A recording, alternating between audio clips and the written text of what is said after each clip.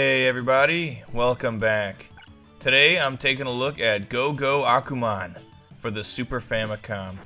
This game was developed by Banpresto, released in 1994, and it's based on a manga series by Akira Toriyama, hence his very recognizable art direction.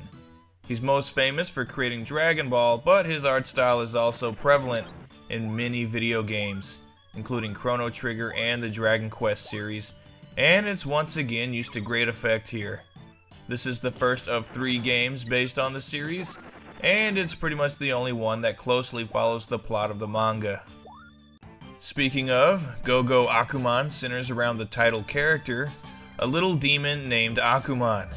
The game opens with him waking up from a 50-year nap and setting out to do what he does best: kill people and take their souls to be sold to the devil.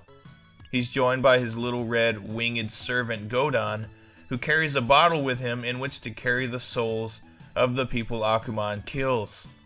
Of course, the occupants of heaven don't really like all of this soul-stealing business, so they send down a little angel named Tenchi to kill Ackman, and Tenchi's plan is to basically hire a bunch of other people to do the job for him.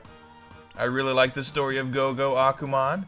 Ackman himself is a likable character, and it's fun to be playing as the bad guy, though the quote-unquote good guys pretty much always look like jerks.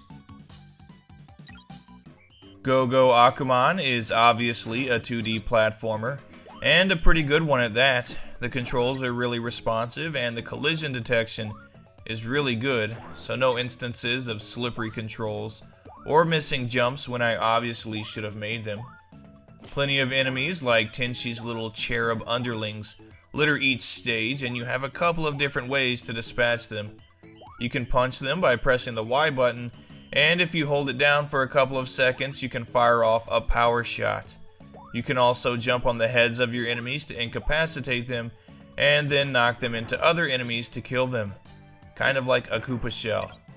Every enemy you defeat leaves its soul behind, and Godon will swoop in and snatch it up in his bottle, and collecting more souls gives you point bonuses and ultimately extra lives if you can collect 100. You also have a limited stock of bombs that can clear the screen of enemies when thrown and deal a nice big portion of damage to bosses without putting yourself in harm's way.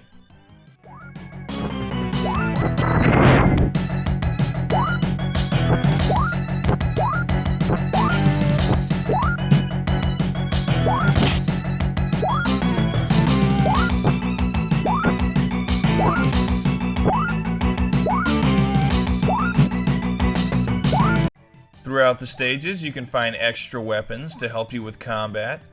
Ackman can pick up a sword. Even though he always has a sword slung on his back, this is actually the only way you can use it. He can pick up a gun, which has both great range and power, or a sort of boomerang scythe weapon, which is really great as well, but sometimes doesn't come back right away, which can be annoying.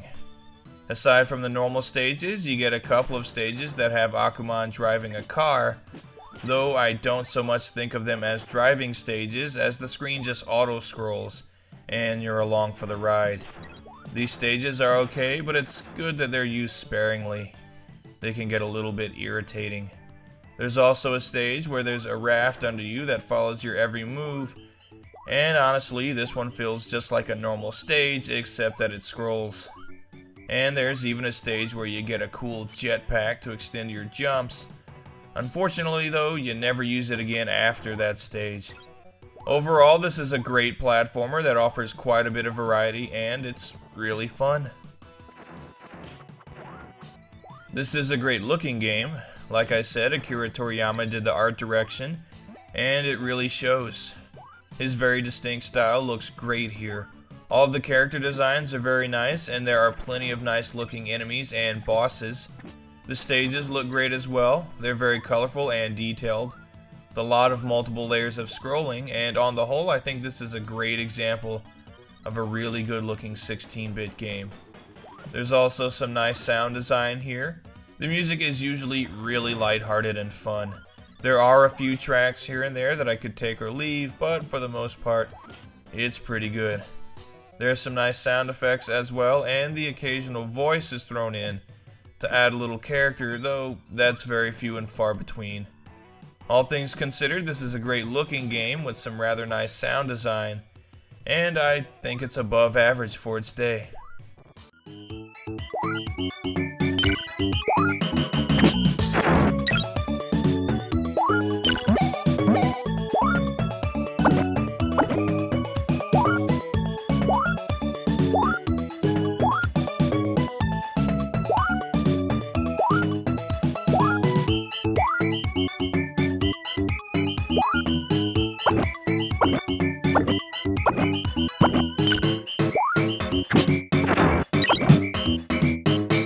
So, this is a Super Famicom game that I can definitely recommend. Loose carts are pretty affordable online, usually no more than $10, and it's definitely worth that. The sequels tend to get a little bit pricier, but they're basically more of the same. If you feel like you've played all of the 16-bit platformers out there, you might want to consider giving Go Go Ackman a try, especially if you're an Akira Toriyama fan.